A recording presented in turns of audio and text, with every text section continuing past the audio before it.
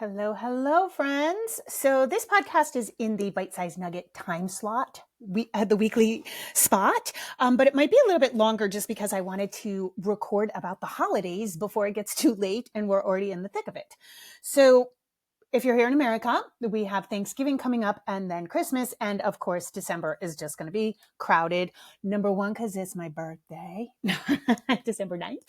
And so I think December's for me. But we know, like, especially if your child's in daycare or preschool or kindergarten, you're going to have or even older grades, you're going to have Christmas shows and pageants and dress up days at school. And so, like, it's just going to be a clusterfuck. So let's talk about a few things.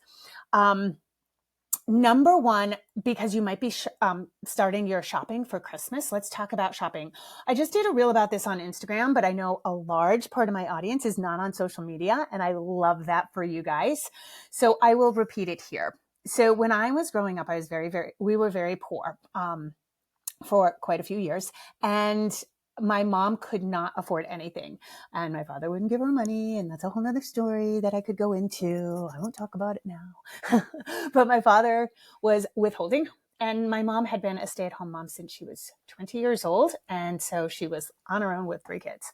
And she was broke. I'm talking like no heat, no like holes in our shoes, that kind of broke. And my mom was great. She could make anything kind of fun. Like sometimes we'd have just pancakes for dinner because that's all she could afford was like flour. But she made it always seem fun. Like we're having breakfast for dinner, you know? So she did have a way of making being poor fun. And so for Christmas though, she couldn't afford anything. And so she would get us necessities. She would get us like, you know how underpants come in like 6-packs or socks. She would get us underpants and socks, and she would wrap everything individually. So we had a lot of presents to open without having a lot of actual gifts. And she couldn't afford wrapping paper, so she used the comics from Sunday paper. And we did not care because on Christmas morning, kids want to open presents and they don't really care what's inside. It's the opening, right? So that in and of itself was like great. Then our stockings, she had knitted our stockings. It's a very common Gen X pattern. It's got like a Santa coming out of a chimney. Like I see it all over social media. And they're stretchy. It's made of this yarn that's like super stretchy. And so they're almost impossible to fill. And so my mom would put oranges, like 5 oranges to like fill the bulk of the stocking. And it was such a treat because we were, number one, we were poor. Number two, supermarkets were not what supermarkets are today. Fruit was a rarity, and fruit out of season was a rarity. So like if you wanted oranges, like you needed to know a cat in Florida. Like everybody knew somebody in Florida who would like bring them a box of oranges. But that's how it worked. And so I kind of slipped this in to let you know, like, how fruit has become for kids is like wild. And I know parents are like going broke buying berries for their kids because berries are not in season. Berries are in season for a very small amount of time. And so like this is part of the problem with overconsumption of fruit. Anyway, my mom wouldn't buy us fruit. Like we loved it. We would chow it down, and she was like, I can't afford it. It's like if you guys eat it so fast and it doesn't last, and it was just like not a big deal. And I'm sure we got all our nutrients. So anyway, we'd get oranges, which was a treat, of course, in December. And so that was it. And we had a blast. And so, number one, I'm saying that to like remember this, especially for under 6, like buy secondhand, buy pre-loved. I love that people are calling it pre-loved now. Secondhand is so good for kids, right? And you can usually get higher quality toys because the toys that last to be secondhand can be awesome. Consignment shops may have some really good stuff. You can buy household items for toddlers. So you can buy them a remote without a battery. You could buy them a whole set of keys. You could get them a bottle brush. You could get them a turkey baster is the best bath toy in the world. You can get them all these things that they always want to play with, and this will save you tons of money. And I know everybody's in a financial pinch right now. So more than ever, I propose that we all scale back to like the coziest Christmas that we can. I think the Norwegian word is hygge, I think is how you pronounce it. Hygge. Hygge. Hygge. I can't remember how to pronounce it. But anyway, it's the idea of being cozy, right? Like soft lighting and just a feeling of coziness. And I want to bring the holidays back to that, okay? I'm just giving you some reminders because, as always, what I'm really fascinated now is why the hell are we all overstimulated, overwhelmed, and burnt out? And so it's like a parenting thing. I don't think the kids have changed, and I don't think parenting has changed all that much. The expectations on parenting have changed, and part of that is our expectations. So just a reminder, memories and traditions are not the big thing. So apparently, and I only know this from social media because I am up on zero trends, is a Ralph Lauren Christmas. So I guess people are doing freaking designer Christmases now, or themed decorations. No. Pull out your old decorations. Your old decorations are great. You don't need another blow up for the yard. Okay. And I think if you spend, November and December with slow decorations, like a little bit at a time. You don't have to rush. It doesn't have to all go up at once, right? But I have always been such a fan of dried oranges. I feel like are magical. So I dehydrate some oranges, cranberries, and little, like, just, you can buy like twine at Walmart even, and little twine bows, and just making garlands out of that. And it's so fun. And what I like is I do a popcorn and cranberry and orange garland for my tree. And it is my December activity. And I wish I had more handcrafts. I've tried to knit for years. I'm too tight. I'm too wound up. I'm sure that's not shocking to any of you, but it's like I haven't gotten a handle on knitting, and I wish I had the patience for embroidering, but it's like a mini embroidering, right? Like I'm stringing the garland. The December 1st, I watch Elf, and from there Die Hard, and then Love Actually, and then it's just like whatever. so I'll sit there and I'll just, I'm sewing, even though I'm sewing popcorn and cranberries. And I love that. And then that gets fed to the birds for the winter. And so it's like recyclable, and it's something fun to do. And, depending on the age of your kid, you could get a bigger needle if you're so inclined.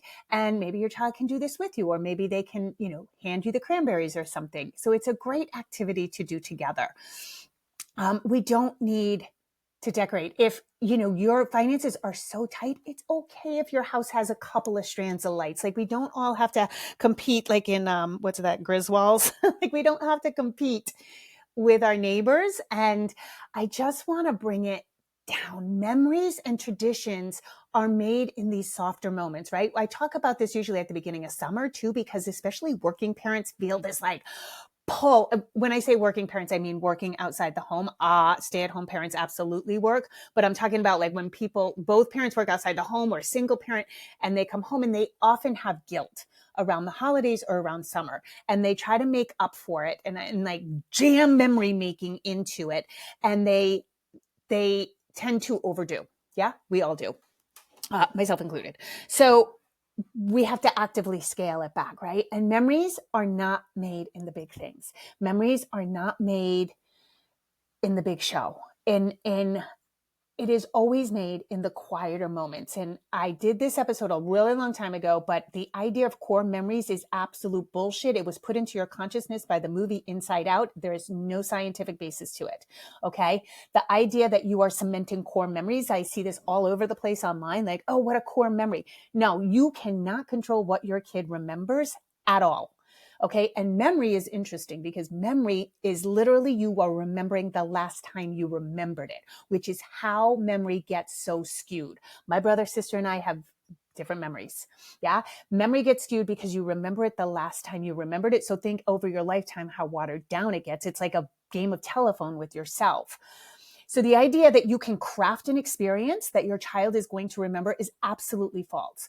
Where memory is formed is in the feeling. So your child is going to remember the feeling more than your child is ever going to remember the event. And the event may create a feeling, but the event won't create a feeling if you're fucking stressed out. Listen to me, okay? If you're anxious, if you're family pictures usually have the worst memories because parents are just so stressed out. You're in your good gear. Everybody's yelling. It's weather dependent. So you have this beautiful thing that the photographer happened to capture, like a great moment, but a lot of times it falls apart at the seams. So remember that, okay? Happiness equals reality minus expectations. I think a lot of our expectations around the holidays come from childhood wounds. I think, or, there's a societal thing, there's a consumerist part of that, of course, but I think it comes from childhood wounds. And so we oftentimes try to fix that unconsciously. And I'll give you a really good example. So when Pascal was little, I was uber conscious about toys and what came into his life. And, I'd say for the first years of his life, I was probably that obnoxious, crunchy mom, but I don't know. People still seem to like me, so maybe I wasn't so obnoxious. But I was very, very strict about his toys. And I was, people would ask, and I would give very specific examples. And I wanted open-ended, I wanted, blocks, classic toys, nothing with bells and whistles and batteries. And I know my family mocked me for that. But what would happen is because we were poor, right?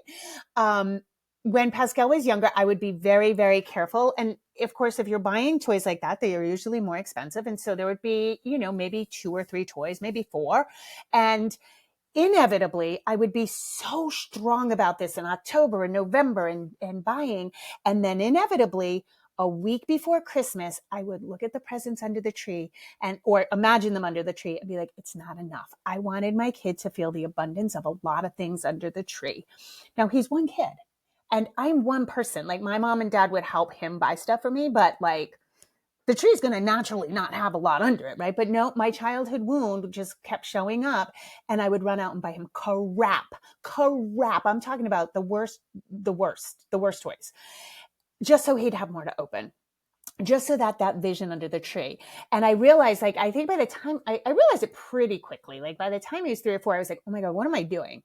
These are the toys that break. These toys are a pain in my ass. These toys have to get thrown out very quickly, or he loses interest very quickly, or there's nothing to them, right? There's no interest. So I was like, stop buying the crap. And I had to, the next like 2 Christmases after that, I had to be like really strict with myself, because the impetus to fill the bottom of the tree, I was like, I had to do a lot of inner work. So just notice that in yourself, okay? Especially if you had a childhood full of lack, or maybe a childhood full of abundance, and now you have lack and you feel like you have to live up to this expectation that was your childhood. So I think it works both ways. So just manage your expectations about the gifts. Memories, let's go back to memories, right? So your kid is going to remember so much more about this season if you make it cozy, if you slow it down. Oh my God, make hot chocolate. Let me tell you your best hack, your parenting hack for Christmas, for holidays, for making something special: real whipped cream. Just get some heavy whipping cream, whip it up. Oh my God, it makes it an instant party. So like hot chocolate with fresh whipped cream. Oh my God, maybe some mini marshmallows, maybe a candy cane if you're so inclined. Like that, and sitting down and watching Elf can be magical, or whatever movie you might watch, right? That family time, maybe get blankets and a fort going on. That is going to have more impact than anything else. Driving to a neighborhood and doing a slow stroll around the lights, that will have more impact. Pack hot chocolate. There's so many things we can do to make something special and memorable without trying to overcreate that memory. So just get that out of your head right now, that you can create the memory, because you can't. And I did a reel about this and people chimed in. It was hilarious because people chimed in, they would go to Disney and the kid remembered the bus ride from the park to the parking lot. They brought their kid on a safari and their kid was obsessed with a fly on the window. Like, you know what I mean? And that's all they talked about afterwards. So we forget that. We think we're giving them this huge impact, and it's the small things that impact them. One of our best memories was we had a Bing Crosby Christmas album. It's the classic album, and we just loved it. The B side, I think, had like all the really classic, boring ones. And then there's, at whatever side it was, had all the fun songs. Santa Claus is Coming to Town with the Andrews Sisters. And Bing Crosby sings, "May your days be merry and bright." White Christmas, right? It must be so. And the record had a skip. So every time we played it, was like, "May your days be merry, be merry, be merry." And that's how we like sing the song as kids. And that has become the fondest memory. And every year now we play that. And now, since my mom died, we play it in honor of her. And we crack up. And it reminds us of a time of resilience, because we were so broke and so poor and got through it, and all bundled up because we had no heat. And it's the best memory. And it's not just a memory of joy, it's a memory of coziness and resilience through the holiday season. And so these little things are what make the memory. All right. So I said memory and traditions. Yep. Traditions can be just your ornaments, guys. The ornaments every year, taking out your ornaments, reliving who gave who what, right? Hanging things up. It doesn't have to be matching Christmas PJs. It doesn't have to be, a photo here. It can be all kinds of things. So traditions are just the things we do and repeat and that kids have a fond memory of. All right, let's go back to presents. Presents. Both forms of the word. Your kids really want you. That's what they want for Christmas. They want your presence and they want to be with you connected. And the younger they are, the more they want this. And actually, the older they are, we sort of have to we pretend like we force it down their throats, but they really eat it up. They thrive on that. And I know this because your kid will be 16, not looking you in the eye, be grumpy. And if you take something away from the holiday, they'll be like, what are you doing? That's the thing we do every year. So so they are invested even if they act like they're not. Let's talk about gratitude, okay? Because this comes in on Thanksgiving, all the gratitude posts and teaching our kids gratefulness. This is a year-long project. So don't if you're not gracious and full of gratitude during the year, don't bust this out of your ass for Thanksgiving. It's really useless. Maybe it makes you feel better. Like, honestly, if you don't go help in a soup kitchen, don't do this on Thanksgiving. They don't need your help on Thanksgiving. The whole world goes, right? Everybody does their gratitude task, but these are things you should be doing throughout the year. Some sort of community service, some sort of working at a soup kitchen or a food bank or something like that. So I would encourage you to do community service. We don't build gratitude during the holidays. In fact, gratitude takes a hit with kids. So first and foremost, throughout the year, one thing that I did with Pascal when he was younger that we had so much fun doing, we co-slept. And so over my bed, we put butcher paper up, and every night we would write 3 things we were grateful for. And we started this before he could even write. So I would write it out and he would tell me. And we would, sometimes it was just the good things that happened to us that day. You run out of heat and house and water, clean water and things like that pretty quick. And so it really just got to be almost a reflection of our day and how grateful we were for one another staying calm in a hot moment, or just good things that happened to us or good people we met.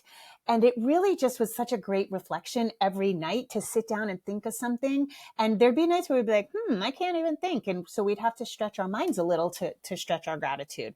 So I encourage that. But let's talk about the flip side, because when we talk about opening presents, seeing family giving your kid things, kids can be the most ungracious little cretins on the planet. And so, and they're just so open, if they open a present and they don't like it, they might just toss it. They might say, I don't like this, So some of this, of course, is out of our control, right? And as your kid gets older, they get a better understanding of this. But some of this could be like, we're going to go to grandma's house and we're going to open presents, and you may get some presents that you don't love, but that's okay. Because when somebody gives us something, we thank the person anyway, even if it's something we don't really care for. They don't need to know that we don't really care for it. Okay. We can talk about that at home. And so you can prepare your child, but you have to remember one thing: opening presents becomes a frenzy. It just does with every kid. And especially when there's a lot of, you walk into a relative's house or maybe even your house, depending on how many members of your family, the under the tree can be huge. And so little kids are just like, what? They cannot regulate. And so remember that opening presents becomes a frenzy. I'm not sure there's anything you can do about it. I mean, you can try to hand things slowly. We've always tried that. And again, it just depends on your kid and your family situation, but just know that it happens. I think when we have the expectation that everybody's going to be chill and just open one present at a time, that's when it gets warped. So knowing is half the battle. So I would encourage that first and foremost. Now, there's other things we can do, especially let's kind of focus on Thanksgiving, because Thanksgiving is the big meal coming up. And then, all these tips will follow actually. So number one, before any big dinner, feed your kid first. Always feed them at home, feed them the good foods. Do not try to get them to eat a nutritious Thanksgiving dinner. I just abandon hope, okay? But what you can do is feed them a lot beforehand, and you can feed them. You can give them even good protein snacks on the way, but make sure they eat first. Most Thanksgiving dinners aren't properly timed for a toddler's appetite, and so they're going to be hungry. They're going to eat the white roll, the white dinner roll, guys. They're gonna. That's all they're going to want. But just put a lot of butter on it. That is not the place. That is not the time for you to worry about nutrition. Enjoy your family. Give them the mac and cheese and the bun. And you know how I feel about this. No other time. So it is also not a place for you to try to uphold your parental values. So I know this. Excuse me. I know this personally because I really parented outside of any of my family members' paradigm. So I was definitely mocked. I was definitely laughed at, and I was people didn't understand. And what I learned on the holidays was just shut up. Like, now is not the time for me to expound upon my nutritional knowledge. Now is not the time for me to expound upon, if somebody yells at my kid, I'm going to say, excuse me, we don't yell at my kid, and if anybody tried to, I don't know, smack his bottom or something, I would say something. But that never came up. But definitely, I think around the dinner table, things like, if you care about the food and your people are just eating shitty, it can be sometimes a place where you might want to fight for your parental values, and you don't have to, not at family affairs. Okay. So, and never mind political. I don't even know. Does anybody talk politics on Thanksgiving? So that's number one. So just don't fight anything. So, and I call it smile and nod. If people are telling you how to parent, if people are telling you something about your parenting philosophy or what your kid, and it's not true, I just say smile and nod. You're welcome to fight it if you want. And some families love fighting. I just feel like for me, it was not the place to start pontificating on my thoughts, because I would get aggravated, and I would probably get aggravated at my family members, and I'd prefer to just, yeah, thank you. I'll take that into consideration.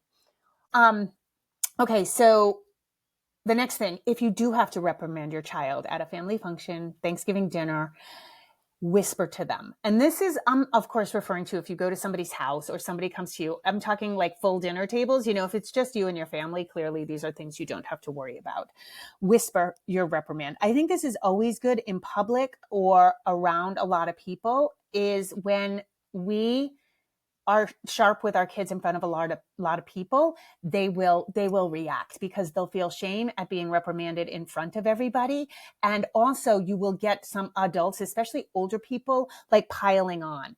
So one kid gets one adult reprimanding them. Okay. And this is something that goes for spouses. I know it's a problem, but if you reprimand your kid, your mother-in-law might be like, yeah, Jack, your mom told you this, and you don't need that. Your kid doesn't need that. So I have always found it the most successful to just go to your kid, get down on their level, whisper to them like, hey, you're kicking the table and you're playing, you're banging your silverware and it's hurting people's ears. So I'm going to take your fork for now. And when your dinner comes, I can give it to you. Yeah.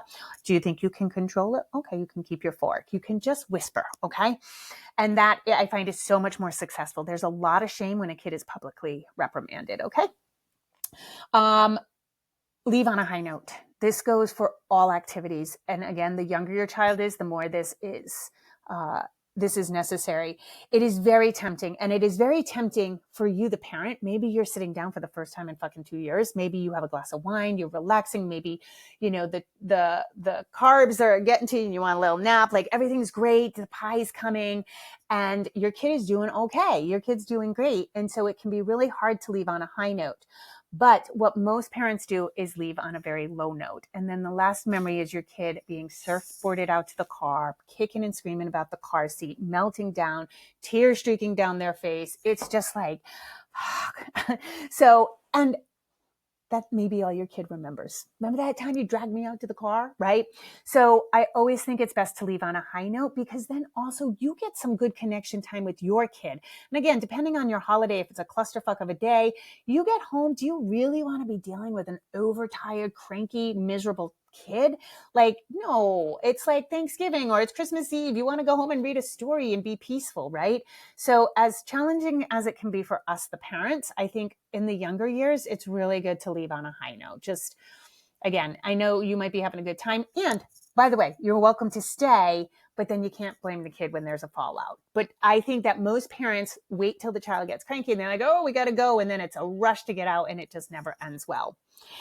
On that note, especially the under 6, but even the older kids, bring PJs, have them in their PJs before you leave. That helps so much if they fall asleep in the car seat or just the whole nighttime routine. You leave on a high note and they're in their PJs, you get home, oh my God, you're already ready for bed. You can snuggle, read 2 stories, go to the bathroom, done. It's so much easier.